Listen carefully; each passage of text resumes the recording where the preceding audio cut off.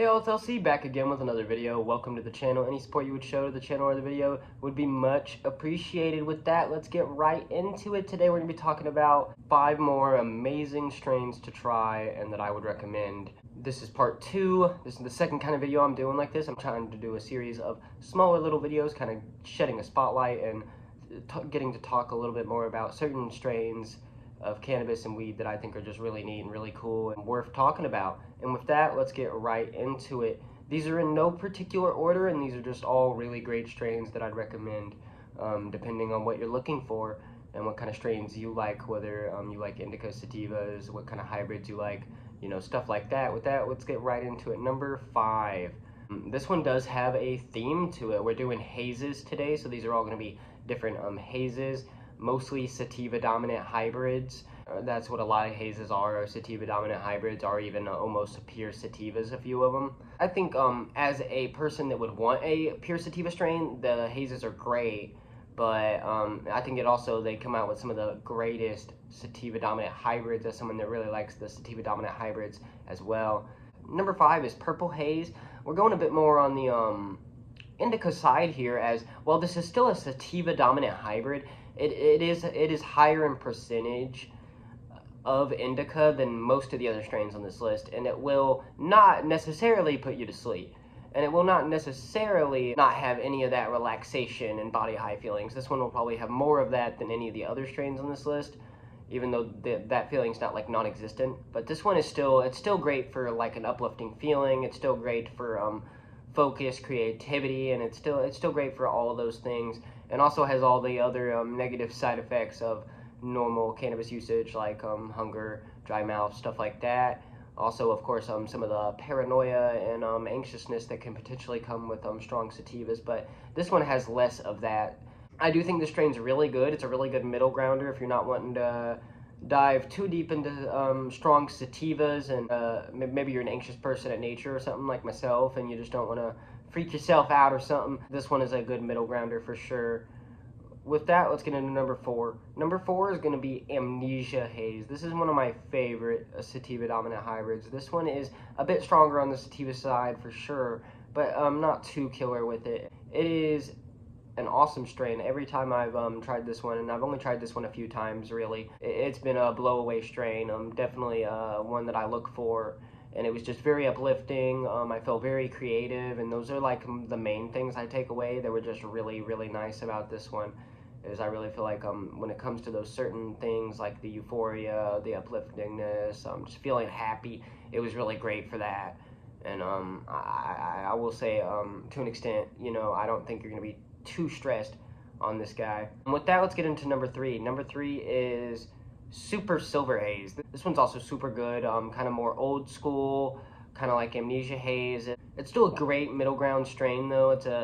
Again, another pretty killer sativa dominant hybrid. Great for focus, great for everything a sativa is great for. Similar kind of downsides.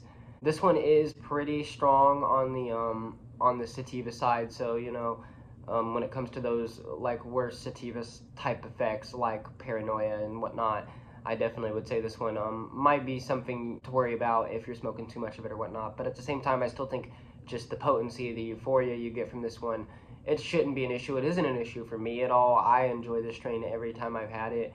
And just like Amnesia Haze and even Purple Haze, I also have only had these strains a few times. I feel like that about most hazes. I only kind of have tried most of them a few times, and that's because there's so many of them that normally I don't end up going back and trying to get the same haze. Like, I remember being super excited to try like most of these hazes here, and then I waited so long to be able to go back and get them again just because I was trying different hazes or different products in general.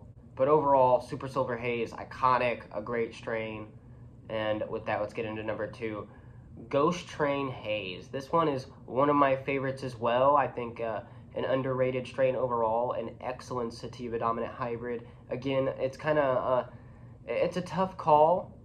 It's a tough call because I love a lot of sativa dominant hybrids like Amnesia Haze, like Pineapple Express, like Skywalker OG. Yeah, I think this one's definitely top tier, right up there with like Skywalker OG for me. Whenever it comes to just euphoria, overall happiness, the amount of creativity I feel like I'm able to produce while on these strains.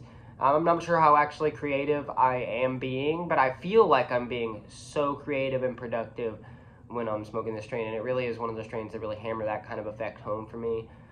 It is a pretty heavy sativa, so there will be some potential paranoia or something like that if you usually get those kind of symptoms when doing strong sativas. But for the most part, it's your standard kind of side effects. The overall power and just greatness of this strain and how uplifting the strain has been for me in the past. I definitely would recommend this to almost anyone looking for a good sativa dominant hybrid. In fact, this might be, again, right up there with like Skywalker OG and whatnot. Definitely one of the first ones I'd recommend if you're looking, especially if you're looking for potency and whatnot, and trying to have a good time and get super lifted. This one's a great way to go. With that, let's get into number one.